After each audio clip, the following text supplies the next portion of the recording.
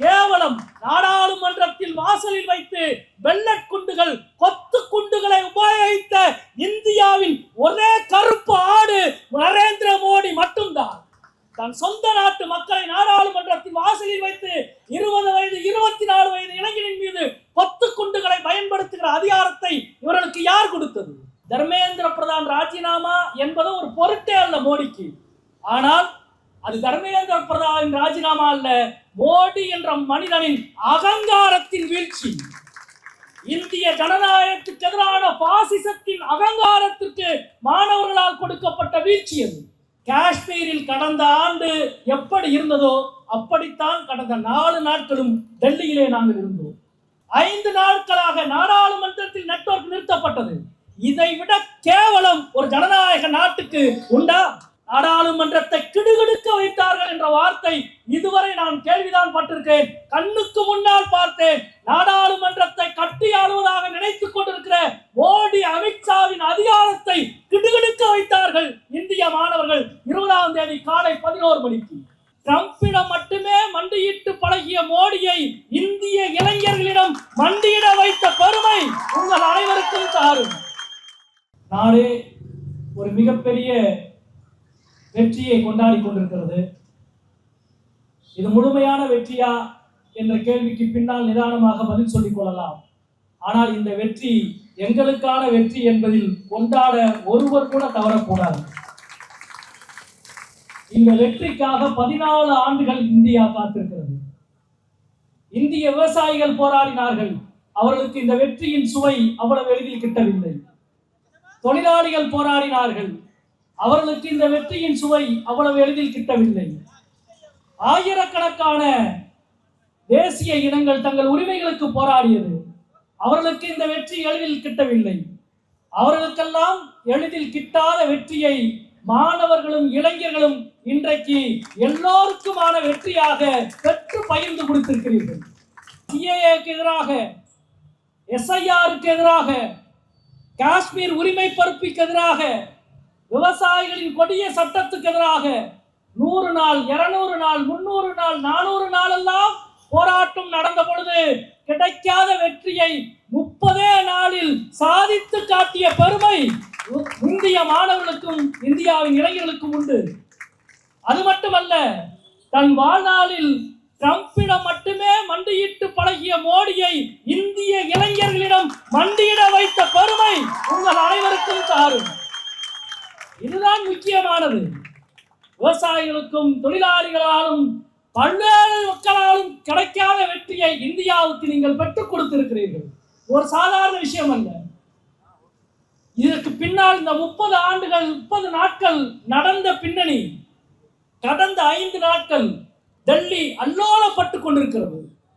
இவர்கள் பேசுகிற உண்மை அல்ல இது. நள்ளிரவு 12 மணிக்கு வீடியோ வெளியிடுகிறார் மோடி. மோடியை வீடியோ போட வைத்த வெற்றியை விட நிகரான வெற்றி வேறு எதுவும் கிடையாது. 12 மணிக்கு வீடியோ போடுகிறார். எல்லா அறிவிப்புகளும் நீங்கள் பார்த்திருப்பீர்கள். கடந்த ஆண்டு சிந்தூர் தாக்குதலுக்கு எதிராக காஷ்மீரில் பாதிக்கப்பட்ட பகுதியில் மார்க்சிஸ்ட் கட்சியினுடைய பொதுச் செயலாளர் தோழர் MA பேபி அவர்களும் ஜான் பிரிட்டாஸ் அவர்களும் நாங்கள் எல்லாம் நாடாளுமன்ற குழுப்பை பார்த்தோம். பாகிஸ்தான் எல்லை வரை இருக்கிற கிராமங்களுக்கு போய் பாதிப்பை பார்த்தோம். 4 நாள் இங்கே இருந்தோம். 4 நாளும் எங்களது இணையதளம் வேலை செய்யவில்லை. எங்களது செல்போன்ல நெட்வொர்க் கிடையாது. மீண்டும் அறைக்கு வந்தால், நாங்கள் தங்கியிருக்கிற ஹோட்டலுக்கு வந்தால் மட்டும்தான் இணையதளம் வேலை செய்யும். காஷ்மீரில் கடந்த ஆண்டு எப்படி இருந்ததோ அப்படித்தான் கடந்த 4 நாட்களும் டெல்லியிலே நாங்கள் இருந்தோம். நாடாளுமன்றத்தில் இணையதளம் வேலை செய்யவில்லை. 5 நாட்களாக நாடாளுமன்றத்தில் நெட்வொர்க் நிறுத்தப்பட்டது. இதை விட கேவலம் ஒரு ஜனநாயக நாட்டுக்கு உண்டா? 20ஆம் தேதி இளைஞர்கள் மாணவர்கள் உங்களுக்கு தெரியும், டெல்லி நாடாளுமன்றத்தை நோக்கி அவர்கள் பேரணி வந்து கொண்டிருக்கிறார்கள். நாங்கள் எல்லாம் உள்ளே 10 மணிக்கு உள்ளே போய்விட்டோம். எதிர்கட்சி தலைவர்களினுடைய கூட்டம் 10 மணிக்கு 10:30 மணிக்கு ஆர்ப்பாட்டம், 11 மணிக்கு நாடாளுமன்றம் துவங்குகிறது. அன்றைக்கு மதியம் மாலை 5 மணி வரை டெல்லியில் நடந்த போராட்டத்தின் ஒரு காட்சியை கூட எங்களால் உள்ளே பார்க்க முடியவில்லை.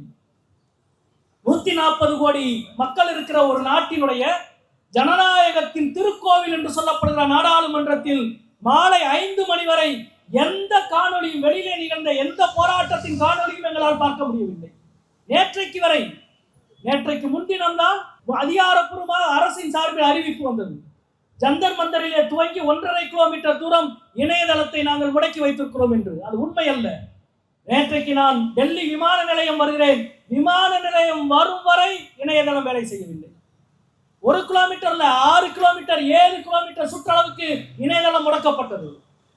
உங்களுக்கு தெரியும், தேசிய பாதுகாப்பு சட்டத்தை பயன்படுத்துகிற அதிகாரத்தை டெல்லி போலீஸ் கமிஷனருக்கு கொடுத்து முந்தா நாள் நேற்றைக்கு முன்தினம் உத்தரவிட்டார்கள்.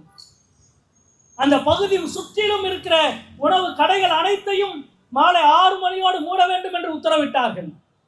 எந்த உணவகங்களும் டெலிவரி செய்யக்கூடாது என்று உத்தரவிட்டார்கள். இதுவெல்லாம் அதிகாரப்பூர்வமாக இடப்பட்ட உத்தரவுகள். இந்த அதிகாரப்பூர்வமற்ற முறையில் வாய்மொழியில் குறுக்கு வழியில் இடப்பட்ட உத்தரவுகள் இதைவிட நூற்றுக்கணக்கான உத்தரவுகள். ஆனால் மோடியும் அமித்ஷாவும் என்ன உத்தரவு போட்டாலும் அதை எங்கள் காலில மிதித்து நசுக்குகிற ஆற்றல் மாணவர்களுக்கு உண்டு என்பதை மாணவர்கள் நிரூபித்து காட்டியிருக்கிறார்கள். நான் முதலிலே குறிப்பிட்டதை போல இது ஒரு சாதாரண வெற்றி அல்ல. ரொம்ப அழகா இன்னைக்கு தர்மேந்திர பிரதான் ராஜினாமா பண்ணி கடிதம் கொடுத்திருக்கிறார். அது ஒரு பெரிய விஷயமே அல்ல. தர்மேந்திர பிரதான் ராஜினாமா என்பது ஒரு பொருட்டே அல்ல மோடிக்கு.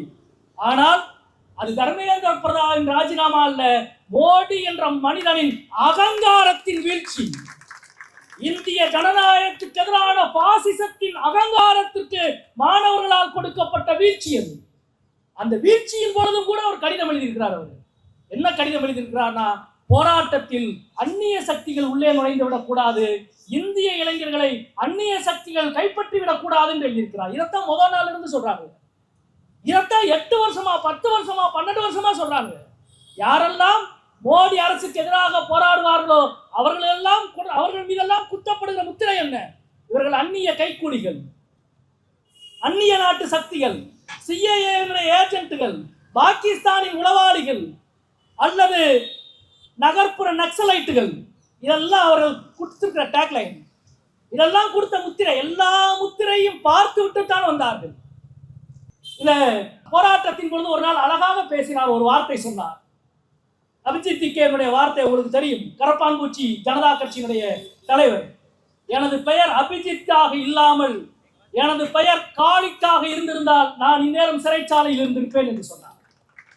நான் ஒரு முஸ்லீமாகவோ கிறிஸ்துவனாகவோ இருந்திருந்தால் என்னை இந்நேரம் சிறைச்சாலையில் போட்டு பூட்டி இருப்பார்கள் என்று சொன்னார். அதுதான் இந்தியாவுடைய உண்மையான நிதர்சனம். இது வெறும் மோடி அரசினுடைய உளவுத்துறை, டெல்லி காவல்துறை மட்டுமல்ல, RSS என்ற அமைப்பினுடைய இவ்வளவு நெட்வொர்க்கையும் வீழ்த்திவிட்டு இந்திய மாணவர்கள் நடத்தி காட்டி இருக்கிற போராட்டம். பத்திரிகையில் எழுதாங்க, உளவுத்துறை கொடுத்த தகவல் 15,000 பேர் 20ஆம் தேதி நாடாளுமன்ற முற்றுகைக்கு 15,000 பேர் கூடுவார்கள் என்றுதான் அவர்கள் கணித்தார்கள். ஆனால் கூடியது ஏறக்குறைய 1,00,000 பேர். 1,00,000 பேர். உங்கள் கிழடு தட்டிய அரசின் அனைத்து நிர்வாகத்தையும் புதிய இளம் தலைமுறை தவிடுபடியாக நொறுக்கும் என்பதற்கு 20ஆம் தேதி ஒரு சாட்சி. கண்ணுக்கு முன்னால் நாங்கள் பார்த்துக் கொண்டிருந்தோம். நாடாளுமன்றத்தை கிடுகிடுக்க வைத்தார்கள் என்ற வார்த்தை இதுவரை நான் கேள்விதான் பட்டிருக்கேன். கண்ணுக்கு முன்னால் பார்த்தேன். நாடாளுமன்றத்தை கட்டி ஆளுவதாக நினைத்துக் கொண்டிருக்கிற மோடி அமித்ஷாவின் அதிகாரத்தை கிடுகிடுக்க வைத்தார்கள் இந்திய மாணவர்கள். 20ஆம் தேதி காலை 11 மணிக்கு துப்பாக்கியை எடுத்துக்கிட்டு இங்கேயும் அங்கேயும் சிறப்பு காவல் படை, மோடி அமித்ஷாவால் உருவாக்கப்பட்ட ஸ்பெஷல் ஸ்ட்ரைக்கிங் போர்ஸ் எல்லா பக்கமும் ஓடுறான், கதவை இழுத்து மூடுறான். ஏதோ பர்மா பார்டர் பாகிஸ்தான் பார்டரில் இருப்பதை போல கன் பாயிண்ட்டுக்கு எல்லா போலீஸும் தயாராக இருக்கிறது. எதிரே வந்து கொண்டிருப்பது யார்? எதிரே வந்து கொண்டிருப்பது இந்திய தாயின் இளைய மகன்களும் மகள்களும் அணிவகுத்து வந்து கொண்டிருந்தார்கள்.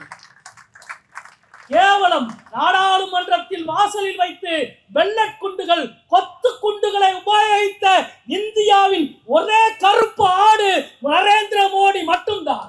தன் சொந்த நாட்டு மக்களை நாடாளுமன்றத்தின் வாசலில் வைத்து 20 வயது 24 வயது இளைஞரின் மீது 10 குண்டுகளை பயன்படுத்துகிற அதிகாரத்தை இவர்களுக்கு யார் கொடுத்தது? இவ்வளவையும் தாண்டி எங்களை உங்களால் ஒன்றும் செய்துவிட முடியாது. 20ஆம் தேதி அவர்கள் நினைத்தது என்ன? சிஏஏ போராட்டத்தை கலைத்தோம், விவசாயிகளின் போராட்டத்தை கலைத்தோம், எஸ்ஐஆருக்கு எதிரான போராட்டத்தை கலைத்தோம். இந்த மாணவர்கள் வெறும் தர்மேந்திர பிரதானுக்கு எதிராக போராடி கொண்டிருக்கிறார்கள், இவர்களை கையாளுவது பொருட்டல்ல என்று நினைத்தார்கள்.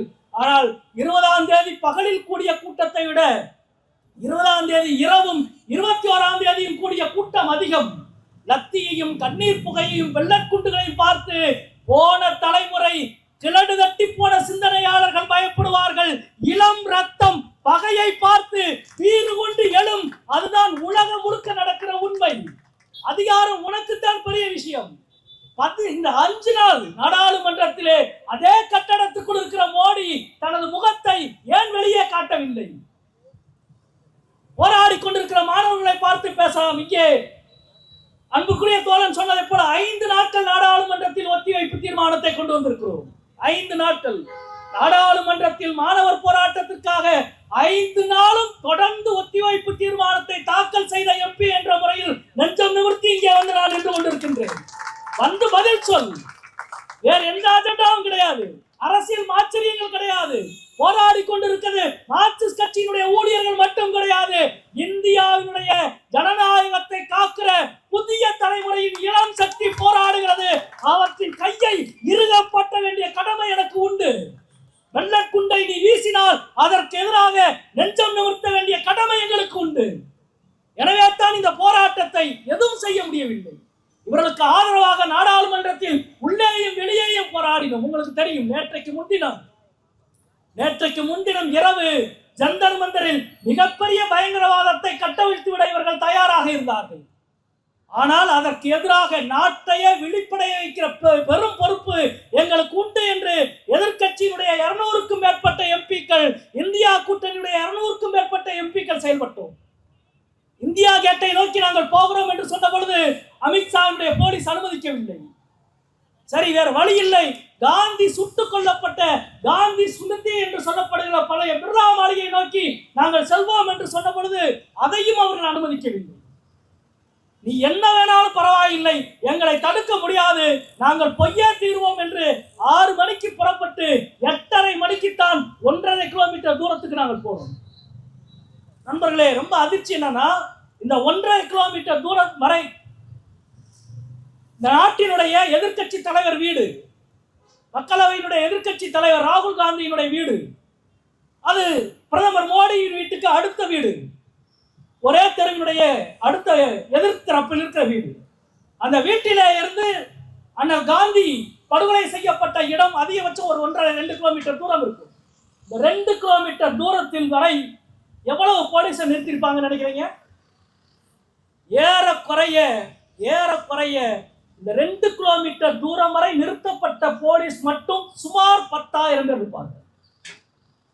நான் இந்த மேடையில இருந்து பிரதமர் மோடிக்கும் உள்துறை அமைச்சர் அமித்ஷாவின் கேட்கிற ஒரே கேள்வி, உண்மையில் டெல்லியில் நீங்கள் இன்றைக்கு எவ்வளவு போலீஸை கொண்டு வந்து குவித்திருக்கிறீர்கள் என்ற உண்மையான விவரத்தை இந்த நாட்டுக்கு முன்னால் நீங்கள் வெளியிட தயாரா?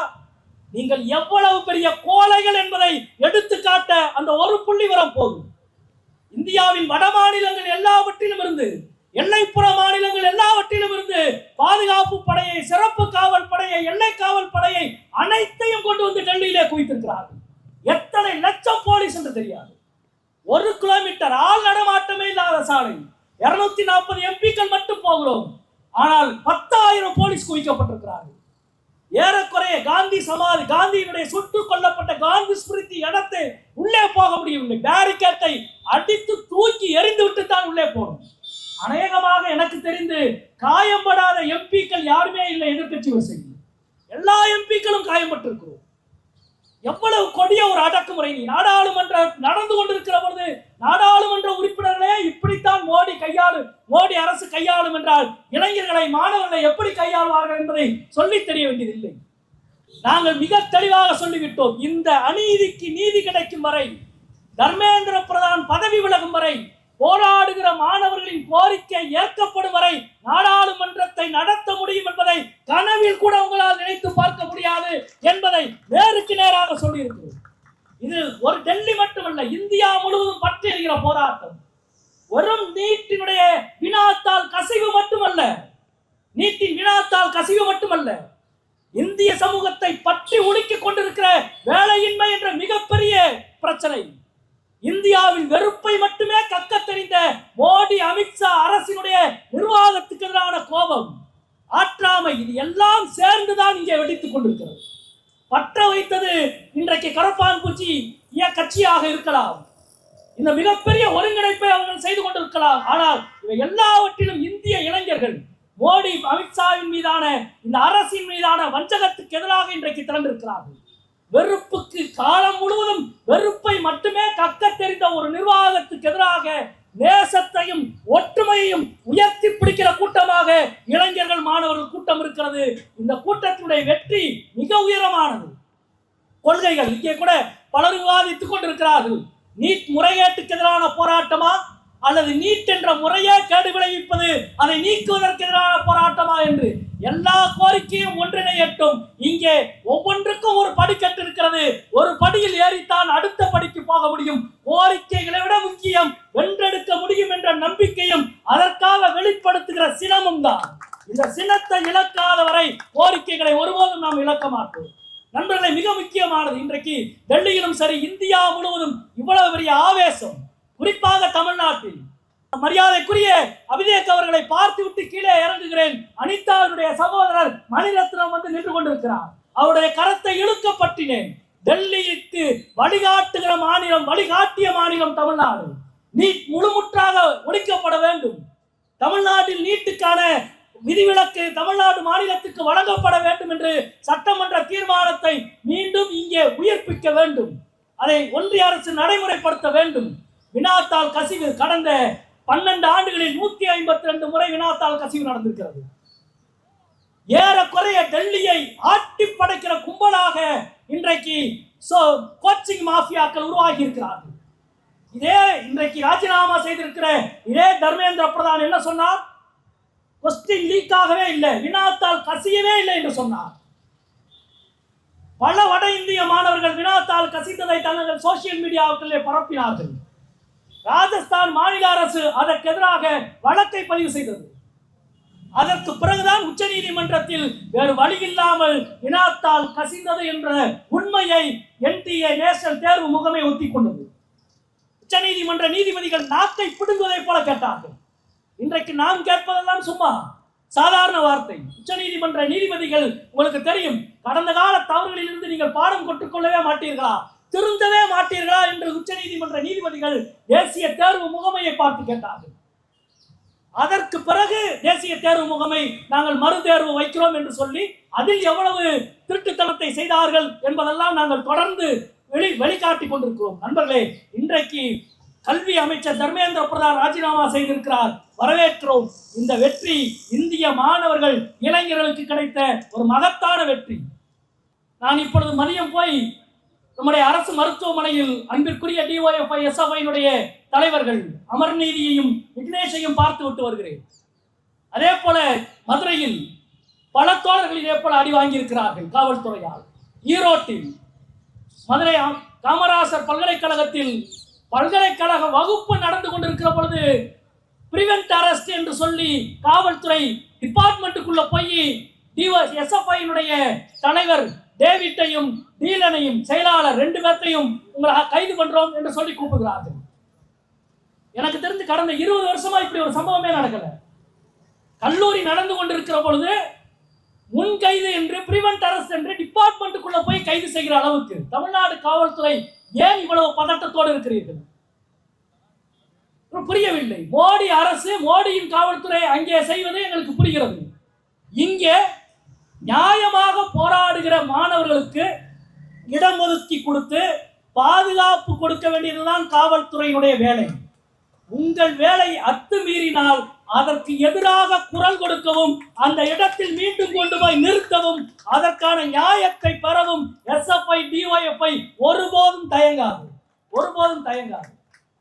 குறிப்பாக முதல் 3 நாட்கள் தமிழ்நாடு காவல்துறை எல்லை மீறி நடந்து கொண்டது. இதற்கு உரிய நடவடிக்கையை தமிழ்நாடு அரசு எடுக்க வேண்டும் என்பதை இந்த நேரத்திலே நான் இங்கே பதிவு செய்ய கடமைப்பட்டிருக்கின்றேன். ஒட்டுமொத்தமாக இந்த போராட்டம் அரசியல் எல்லைகள், அரசியல் மாற்றங்கள் எல்லாவற்றையும் கடந்து ஒரு புதிய நம்பிக்கையை இந்திய சமூகத்திற்கு வழங்கியிருக்கிறது. ஒரு புதிய நம்பிக்கையை போராடுகிறவருக்கு வழங்கியிருக்கிறது. மோடியின் வார்த்தையில் சொல்ல போனால், நாடாளுமன்றத்தில் தொடர்ந்து போராடுகிற நாங்கள் விவசாயிகளுக்கு எதிராக நாடாளுமன்றத்தில் போராடுகிற பொழுது மோடி வந்து நாடாளுமன்றத்தில் சொன்னார், அந்தோலன் ஜீவி என்று சொன்னார். அதாவது போராடி பிழைப்பவர்கள் என்று எங்களை பார்த்து ஏளனமாக சொன்னார். அந்த அந்தோலன் ஜீவி பெருமையோடு சொல்லுகிறேன், இந்தியாவை காப்பாற்றுகிற வலிமை அந்தோலன் ஜீவிகளுக்கு இருக்கிறது. டெல்லியிலே இருக்கிற ஜந்தர் மந்தரில் போராடுகிற அந்தோலன் ஜீவிகளுக்கு இருக்கிறது. இந்தியா முழுவதும் சென்னையிலே ஒரு ஜந்தர் மந்தர், மதுரையிலே ஒரு ஜந்தர் மந்தர் என்று சமரசமில்லாமல் போராடுகிற அந்தோலன் ஜீவியான மாணவர்களுக்கும் இளைஞர்களுக்கும் இருக்கிறது. இந்த போராட்டத்தின் வெற்றி புதிய நம்பிக்கையை உருவாக்கி இருக்கிறது. இந்த நம்பிக்கை சுடரை மேலும் வலுப்படுத்துங்கள் என்று சொல்லி வாழ்த்தி அமைகிறேன். நன்றி, வணக்கம் நண்பர்களே.